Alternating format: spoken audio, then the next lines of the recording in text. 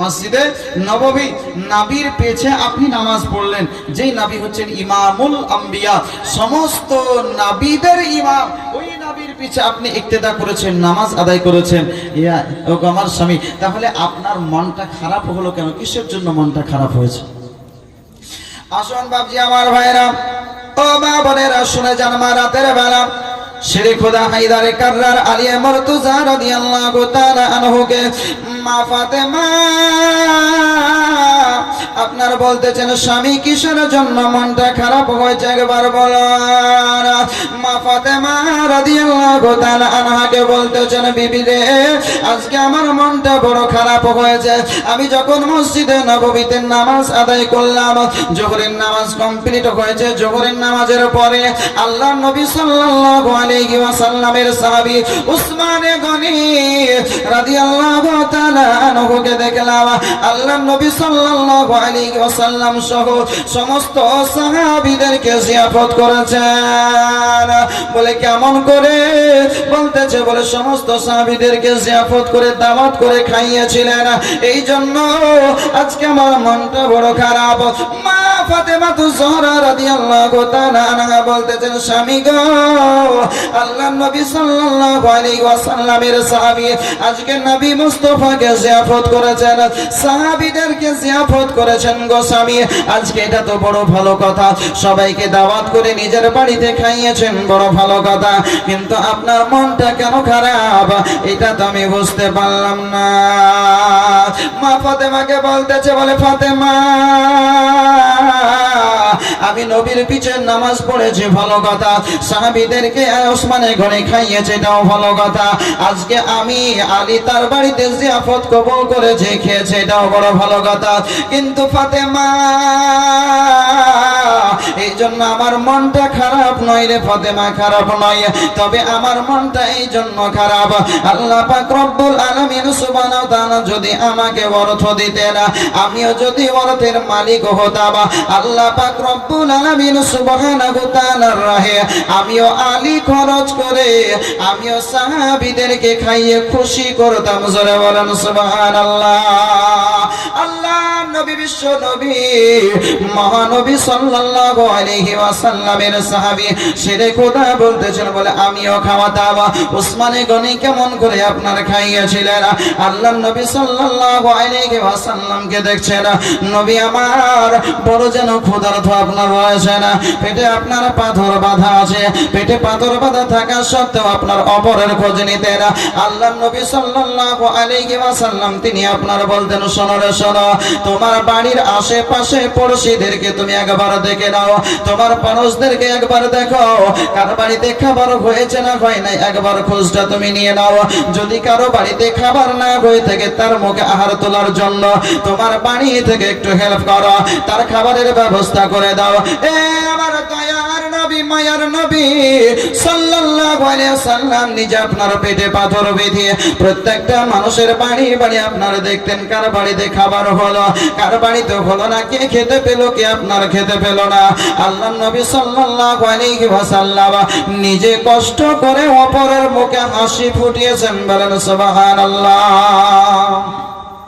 দুঃখী জনের ঘরে, ও গো ঘরে, খাই নাই কে তার সন্ধান করে, দুঃখী জনের ঘরে, ঘরে খাই নাই কে তার সন্ধান করে, পাথর বেঁধে পেটের পরে নিজের রাত কাটাইল, রহমত নেমে এলো, এতে মহালে মামিনার কোলে, ও গো রহমত নেমে এলো। আরে বলো না এমন আর ওই কি বা হবে, আজ না চিনিলে চিনিবে কবে? বলা যাবে না সুবহানাল্লাহ? একটু জোরে বলবেন না সুবহানাল্লাহ? আরে বলো না এমন আর একেবা হবে, আজ না চিনিলে চিনিবে কবে? যেদিন তোমার সব হারাবে, যেদিন তোমার সব হারাবে, সেদিন কি হবে বলো, রহমত নেমে এলো এতিমহালে মামিনার কোলে, রহমত নেমে এলো। পীর পয়গম্বর যত এলো, আরে তারা কি কেউ কেঁদেছিল? পীর পয়গম্বর যত এলো, তারা কি কেউ কেঁদেছিল? হিংসা ছাড়া সত্য বলো, ইনি কেন কাঁদিল, রহমত নেমে এলো এতিমহালে মামিনার কোলে, রহমত নেমে এলো। বাপজি আমার ভাইরা শুনে যান, আমার রাতের বেলা আল্লাহ নবী সাল্লাল্লাহু আলাইহি ওয়াসাল্লাম পেটে পাথর বেঁধে সবাইকে যেমন জিজ্ঞাসা করতে এরা, উসমানে গনি রাদিয়াল্লাহু তাআলা আনহু তিনি দেখছেন আমার দয়ার নবী মায়ের নবী সাল্লাল্লাহু আলাইহি ওয়াসাল্লামের পেটে পাথর বাঁধা। উসমান তিনি জানো আমার দয়ার নবী মায়ার নবী সাল্লাল্লাহু আলাইহি ওয়াসাল্লামকে বলতেছেন, ইয়া রাসূলুল্লাহ, ইয়া হাবিবাল্লাহ, নবী গো, ও গো দয়ার নবী মায়ার নবী আমার, আজকে আমি ওসমান বলতেছি, আজকের দুপুরের সময় আপনার জিয়াফত এবং আপনার সঙ্গে আমার সাহাবী, আপনার সাহাবী যতজন নামাজ আদায় করবে ওই সমস্ত সাহাবীদের সকলের জিয়াফত একই সঙ্গে বলুন সুবহানাল্লাহ। আল্লাহ নবী সাল্লাল্লাহু তাআলা আলাইহি ওয়াসাল্লাম তিনি আপনার বলতেছেন, ওসমান তোমার জিয়াফত কবুল করলাম। আল্লাহ নবীর আপনার মনে করেন জিয়াফত কবুল করলেন, নবীর সুন্নাত হলো জিয়াফত দিলে জিয়াফত আপনার গ্রহণ করতে হবে। আল্লাহ নবী বিশ্ব নবী আলাইহিস সালাম জিয়াফত কবুল করেছেন। ওসমানে গনি আপনার বাড়ি চলে গেলেন, বাড়ি যাওয়ার পরে আপনার খাবার প্রস্তুতি করতে আরম্ভ করেছেন, খাবার রেডি করতে আপনার আরম্ভ করেছেন। যখন খাবার রেডি হয়ে গেছে, জোহরের কিছুক্ষণ পূর্বে বিবি সাহেবাকে উম্মে কুলসুমকে ডাকার পরে বলতেছেন, আপনার উসমানে গনি রাদিয়াল্লাহু তাআলা আনহু বলতেছেন, বলে বিবি শোনো শোনো, আর দেরি করা যাবে না, আমাকে খুব তাড়াতাড়ি মসজিদে চলে যেতে হবে, আল্লাহ নবী সাল্লাল্লাহু আলাইহি ওয়াসাল্লামকে সঙ্গে নিয়ে আসব। আল্লাহ নবী বিশ্ব নবী সাল্লাল্লাহু আলাইহি ওয়াসাল্লামকে নিয়ে আসব। তিনার সঙ্গে যত সাহাবী রয়েছে সবাইকে আমি জিয়াফত করে রেখেছি, আজকে সকলকে আমার সঙ্গে নিয়ে আসতে হবে। উসমান রাদিয়াল্লাহু তাআলা আনহু তিনি যেন আপনার এই রকম বলেছেন, বিবি সাহেবা বলতেছেন, বলে স্বামী গো জানজারা তিনি আপনার মসজিদে নববীতে প্রবেশ করলেন, মসজিদে নববীতে আসার পরে জোহরের নামাজ জামাতের সঙ্গে আদায় করলেন। সমস্ত সাহাবা ইকরাম জামাতের সঙ্গে নামাজ আদায় করার পরে তিনি আপনার কি করলেন, জামাত যখন কমপ্লিট হয়ে গেছে, জামাত আদায় হয়ে গেছে, সবার সুন্নাত নামাজ কমপ্লিট হয়ে গেছে, আল্লাহর হাবিব সাল্লাল্লাহু আলাইহি ওয়াসাল্লাম তিনি আপনার বলতেছেন, সমস্ত সাহাবীদেরকে আমার সাহাবী শোনো শোনো, আজকে আমার উসমানের বাড়িতে বড় জিয়াফত রয়েছে, সবার জিয়াফত রয়েছে, সবাইকে যেতে হবে। আল্লাহর নবী সাল্লাল্লাহু আলাইহি ওয়াসাল্লামের সাহাবায়ে কেরাম সকলে আপনার জিয়াফত কবুল করে নিয়েছেন। উসমান আমার দয়ার নবী মায়ার নবীর নিকটে উসমানে গনি আগে আগে যেন আপনারা উসমানে গনি রাদিয়াল্লাহু তাআলা আনহু নবীর পেছন পেছন চলছেন, নবী আমার আগে আগে চলছেন, নবী মুস্তাফা সাল্লাল্লাহু আলাইহি ওয়াসাল্লাম আগে আগে আপনারা চলেন, ওসমান পেছন পেছন আপনারা চলতেছেন, গুনগুন গুনগুন গুনগুন করে কি যেন আপনার গুনতেছেন। আল্লাহ নবী আমার উসমানে গনি রাদিয়াল্লাহু তাআলা আনহুকে বলতেছেন, ওসমান বলো রে বলো, আজকে তুমি কি গুনগুন করতেছ, আজকে মনে করছে কি যেন গুনতেছ, একবার বলো তুমি কি করতেছ। আল্লাহ নবী বিশ্ব নবী সাল্লাল্লাহু আলাইহি ওয়াসাল্লাম তিনি জিজ্ঞাসা করেছেন, তার মানে এটা নয় আল্লাহ নবী সাল্লাল্লাহু আলাইহি ওয়াসাল্লাম তিনি আপনার বুঝতে পারছেন না। কোরআনের মধ্যে একাধিক জায়গায় আল্লাহ পাক রব্বুল আলামিন বলেছেন, আলিমুল গায়বি ফালা ইউযহিরু আলা গায়বিহি আহাদা ইল্লা মান ইরতাদা মির রাসূল, আমার অদৃশ্যের জ্ঞান আমি কাউকে জানাই নাই, কিন্তু আমার রাসূলদের মধ্যে যাকে ভালো লেগেছে আমার গায়েবের খবরটা আমি বলে দিয়েছি। আল্লাহ রাসূল সাল্লাল্লাহু আলাইহি সাল্লাম তিনি আপনার জমিনের উপরে চলাকালীরা জমিনের নিচে যেমন দেখতেন জমিনের উপরে একই রকমই দেখতেন, আগে যেমন দেখতেন পেছনেও একই রকমই দেখতেন। জোরে বলেন সুবহানাল্লাহ। আল্লাহর নবীর দৃষ্টির মধ্যে কোন রকমের আপনার পার্থক্য হতো না। নবী আমার বলেন হাতের তালু দেখতে যেমন আমার কোনো সমস্যা হয় না, এই রকম গোটা পৃথিবীটাকে দেখতে সমস্যা হয় না। বলেন সুবহানাল্লাহ। আল্লাহ নবী বিশ্ব নবী আমার উসমান গনি রাদিয়াল্লাহু তাআলা আনহুকে তাহলে কেন জিজ্ঞেস করলেন? এ বাপজি আমার ভাইরা, আমরা সবাই আল্লাহকে বিশ্বাস করি, আল্লাহকে মান্য করি। আমাদের মধ্যে কোনো মানুষ এই রকম নাই যে আল্লাহকে বিশ্বাস করে না। সবাই আমরা এক বাক্যে আল্লাহকে বিশ্বাস করি। আল্লাহ আমার মনের কথা জানেন, এটা আমরা সবাই বিশ্বাস করি। পবিত্র কালামুল্লাহর মধ্যে একাধিক জায়গায় আল্লাহ বলেছেন ইন্নাহু আলিমুম বিজাতিস সুদূর, আল্লাহ নিশ্চয়ই মানুষের অন্তরের খবর আপনার বলতে পারেন। এ বাপজি আমার ভাইরা, আল্লাহ যদি এটাই হয় তাহলে পবিত্র সূরা তাহা উঠিয়ে দেখুন, আপনার 16 নম্বর পারা 12 নম্বর পৃষ্ঠায় আল্লাহ পাক রব্বুল আলামিন বলেছেন ওমা তিলকা বিয়ামিনিকা ইয়া মূসা, এই মূসা তোমার হাতে ওটা কি একবার বলো। বলা যাবে না সুবহানাল্লাহ? এটা জোরে বলেন। আল্লাহ পাক রব্বুল আলামিন বলেছেন এই মূসা তোমার হাতে ওটা কি? বানাওয়াটি কথা নয়। সূরা তাহা 16 নম্বর পারা 12 নম্বর পৃষ্ঠায় মিডলে আছে ওমা তিলকা বিয়ামিনিকা ইয়া মূসা, এই মূসা তোমার হাতে ওটা কি? তো আল্লাহ কি দেখতে পাচ্ছেন না যে মূসা আলাইহিস সালামের হাতে কি আছে? পাচ্ছেন না? জোরে বলেন। আল্লাহর কাছে আর করবে এই রকম কোন জিনিস আছে? কেউ আর করতে পারবে? কেউ আর করতে পারবে না। কারো শক্তি নাই যে আল্লাহর দৃষ্টি থেকে কোন জিনিসকে আর করবে। কুদরতি দৃষ্টি থেকে আল্লাহ পাক রব্বুল আলামিন সমস্ত জিনিস সম্পর্কে অবগত। আল্লাহ পাক রব্বুল আলামিন মুসা পয়গম্বরকে জিজ্ঞেস করছেন তোমার হাতে ওটা কি? তো আল্লাহ তো ভালোই জানেন যে মুসা পয়গম্বরের হাতে এটা লাঠি, তাই না? কিন্তু জানার পর জিজ্ঞেস করছেন যে তার মুখ থেকে আমি শুনবো, তাহলে আমাকে বেশি ভালো লাগবে। জোরে বলেন সুবহানাল্লাহ। আমার বন্ধুর সঙ্গে কথোপকথন চলবে, কথা হবে, ওইটা আমি আল্লাহর বেশি খুশি হব। জোরে বলেন সুবহানাল্লাহ। তো মুসা পয়গম্বর বলছেন হিয়া আসা, এটা হলো একটা লাঠি। বলে কি করো এই দিয়ে? তো আল্লাহ কি জানে না যে মুসা আলাইহিস সালাম কি করেন এই দিয়ে? বলছে আতাওয়াক্কাউ আলাইহা ওয়া আহুসসু বিহা আলা গানামি ওয়া লিয়া ফিহা মাআরিবু উখরা ক্বালা আলকিহা ইয়া মুসা ফাআলকাহা ফাইদা হিয়া হাইয়াতুন তাসআ। এইভাবে একের পর এক মুসা পয়গম্বর বলছেন ওগো আল্লাহ, এই লাঠি দিয়ে যখন আমার প্রয়োজন হয় তো গাছে মারি, গাছের পাতা ঝরিয়ে আমার ছাগলদেরকে খাওয়ায়। জোরে বলুন সুবহানাল্লাহ। যখন আমি এই রকম যে প্রচন্ড রোদ চলছে, এই রকম রোদ্রের সময় যখন আমি রাস্তায় চলি, যখন রোদ লাগে তখন আমি ওই লাঠিটাকে ওই আশাটাকে গেড়ে দিই, বিশাল একটি বৃক্ষ হয়ে যায়, গাছ হয়ে যায়, তার নিচে আমি আরাম করে নিই। জোরে বলুন সুবহানাল্লাহ। এই লাঠিটা যখন রাত্রি বেলায় আমার লাইটের প্রয়োজন হয়, টর্চ লাইটের মতন এইরকম ধরে নিই, তো আগে 10 হাত পিছে 10 হাত আলো দিতে থাকে। জোরে বলেন সুবহানাল্লাহ।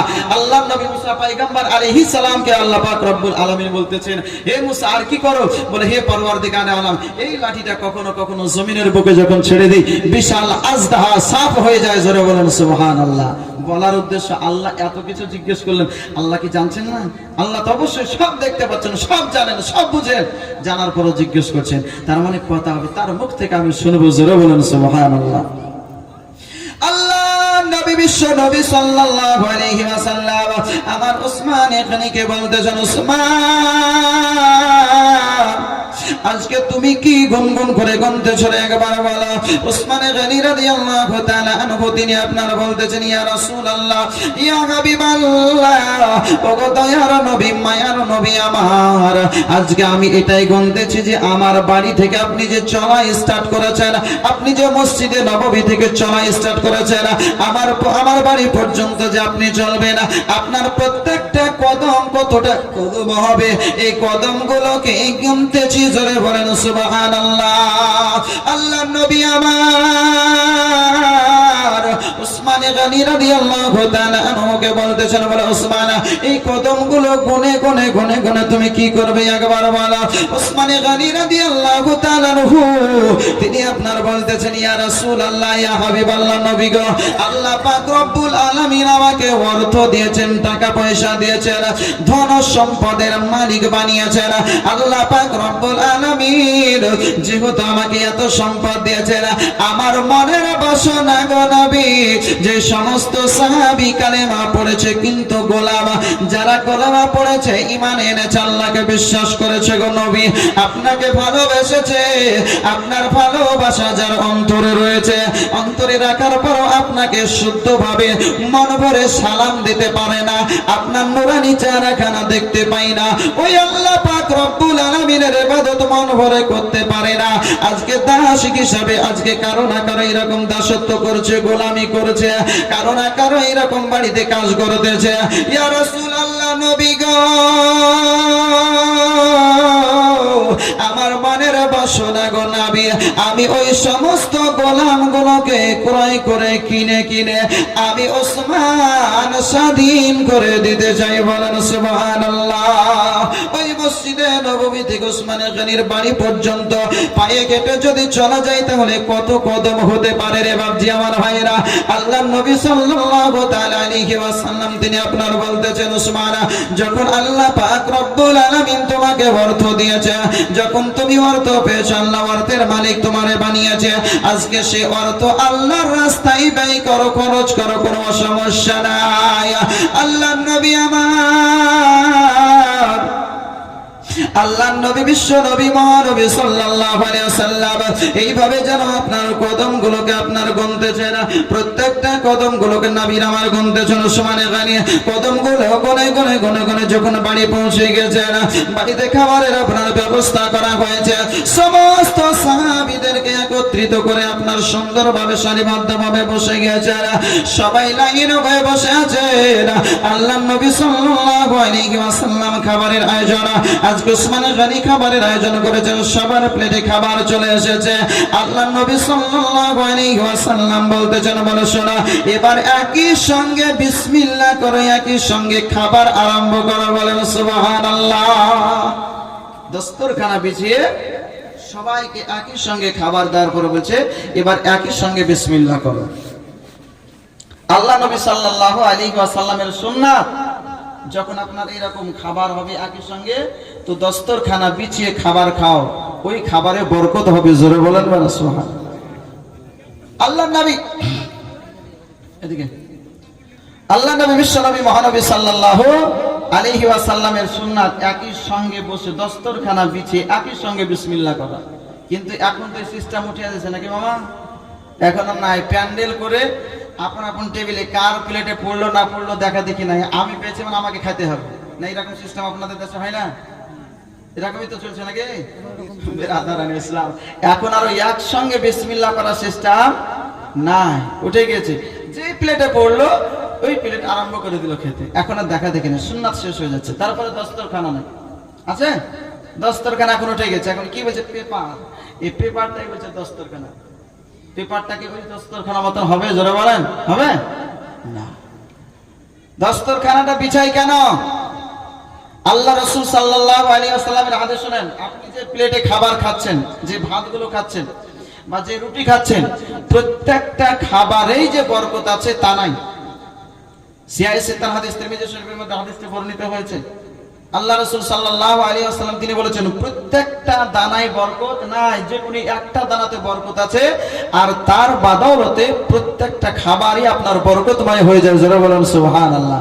যখন আপনি দস্তরখানা বিছিয়ে খাচ্ছেন না, দেখা গেল যে বরকতওয়ালা খাবারটা আপনার পড়ে আলো, তাহলে আপনার খাবারটা বরকতহীন খাবার হবে না? হবে না? বরকতহীন খাবার হয়ে গেল মানে নিচে পড়ে গেলে সেই খাবারটা তো তুলে খাওয়া যায় না।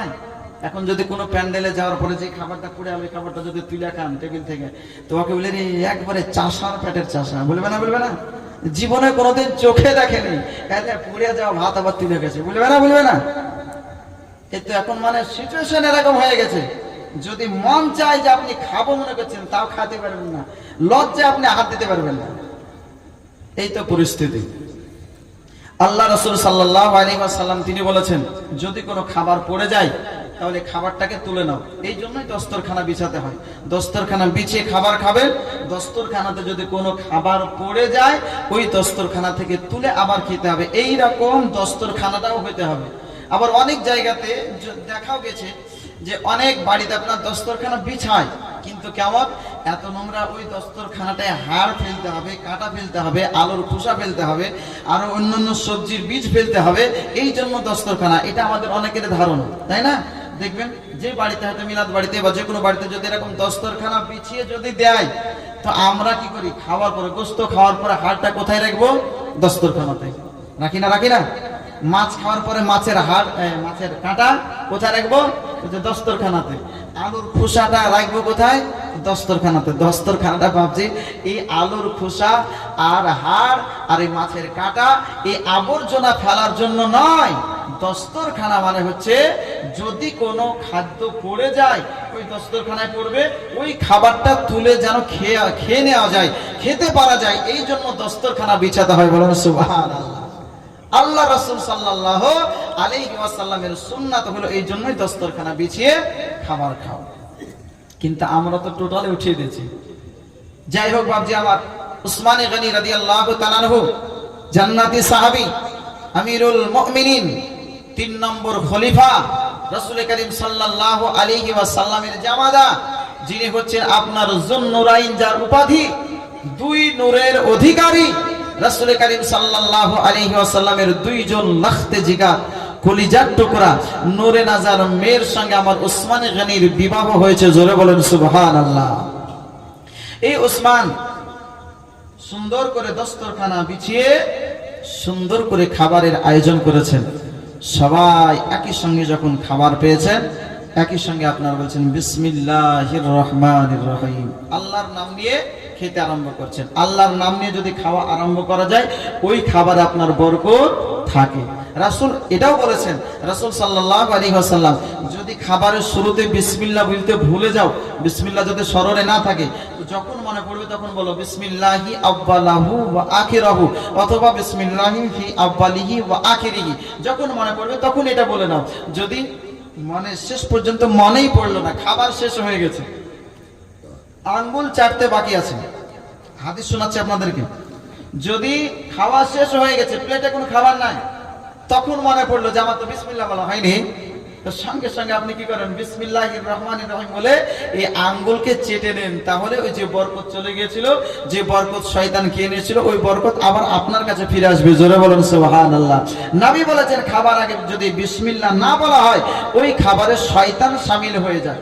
রাসূল সাল্লাল্লাহু আলাইহি ওয়াসাল্লামের আরেকটা হাদিস এটা আছে যে একজন শয়তান আরেকজন শয়তানের সঙ্গে মোলাকাত হয়েছে। তো আপনারা মনে করেন ওই শয়তানটা একটা খুব হৃষ্টপুষ্ট সবল, আর একটা হচ্ছে খুব দুর্বল, কঙ্কাল হয়ে আছে, উস্কো খুস্কো হয়ে আছে। তো সবলটা জিজ্ঞেস করছে, তুই এত ক্ষীণ কেন রে? তুমি যে কি করবো, এমন একজন ব্যক্তির কাছে আমি আছি যখনই খাই তখনই বিসমিল্লাহ বলে, একবারও ভুলে না বিসমিল্লাহ বলতে। তো আমি তো খেতে পাই না, তো দুর্বল হবো। উস্কো খুস্কো কেন? তো বলছে যখন গোসল করে, যখনই যা করে, ভালো কাজ করলেই বিসমিল্লাহ বলে। তা আমি সব ভালো কাজ থেকে মাহরুম আছি, বিরত আছি, এই জন্য আমার অবস্থা ইয়াই। তাহলে আজ থেকে আমরা কি করব? খাবার আগে বিসমিল্লাহ বলবো না? বলবো না? জোরে বলেন। খাবার আগে বিসমিল্লাহ বলবেন তো নাকি? জোরে বলেন ইনশাআল্লাহ। জোরে বলেন। তার মানে সবাই ভুলবেন না নাকি? কি ব্যাপার? খাবার কি বিসমিল্লাহ বলে আপনারা খান না নাকি? এবারে জোরে বলেন ইনশাআল্লাহ। বিরাদারানে মিল্লাত ইসলামিয়া, বিসমিল্লাহ বলে, যুবক ভাইরা বিসমিল্লাহ বলে খাবার খাবি। তাই বলে কেউ মদ আবার বিসমিল্লাহ বলে খায় না? মদ সর্ব অবস্থাতে হারাম। যদি কেউ বিসমিল্লাহ জায়েজ আছে মনে করে মদের আগে বিসমিল্লাহ বলে খায়, তো ঈমান হারা হয়ে যাবে, ঈমান থেকে বেরিয়ে যাবে। বিরাদারান ইসলাম, বলছি না তার মানে যে আপনি মদ খান, মদ খাওয়া হারাম। বিরাদারানে মিল্লাত ইসলামিয়া, আল্লাহর নবী, বিশ্ব নবী, মহানবী সাল্লাল্লাহু আলাইহি ওয়াসাল্লামের সাহাবী উসমান গনি রাদিয়াল্লাহু তাআলা আনহু খাবারের আয়োজন করেছেন। সমস্ত সাহাবীদেরকে নিয়ে বসেছেন, সবাই একত্রিত হয়ে আল্লাহর নাম নিয়ে খাবার আরম্ভ করেছেন। আল্লাহর নবী বিশ্ব নবী সাল্লাল্লাহু আলাইহি ওয়াসাল্লাম সাহাবীদেরকে বলতেছেন, ওগো আমার সাহাবীগণ, আজ বলো খাবারগুলো খেতে কেমন লাগছে, কেমন আনন্দ হচ্ছে বলো। সমস্ত সাহাবায়ে কেরাম সকলে বলছেন, ইয়া রাসূলুল্লাহ, ইয়া হাবিবাল্লাহ, নবী গো, আমাদেরকে বড় ভালো লাগছে, তৃপ্তি সহকারে খেলাম।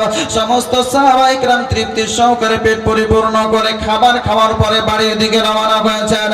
আলী মুর্তজা রাদিয়াল্লাহু তাআলা আনহু তিনি আপনার বাড়ির দিকে রওনা হয়েছেন। মন খারাপ থেকে মা ফাতেমা তো বুঝে গিয়েছেন।